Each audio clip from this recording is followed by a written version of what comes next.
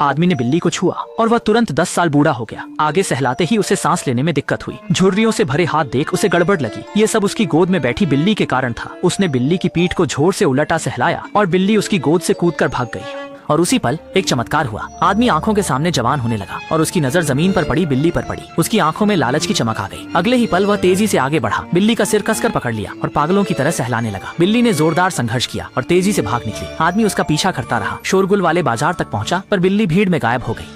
वह गुस्से में रुका, शाप देने ही वाला था। तभी उसकी नजर नियॉन लाइटों में जगमगाते एक बार पर पड़ी। दरवाजे पर बैठी सुंदर लड़कियों ने उसका ध्यान खींचा। पल भर की हिचकिचाहट के बाद वह उस रंगीन दुनिया में चला गया। इस बीच बिल्ली घर लौट आई थी और उसकी पत्नी खिड़की पर चुपचाप किताब पढ़ रही थी।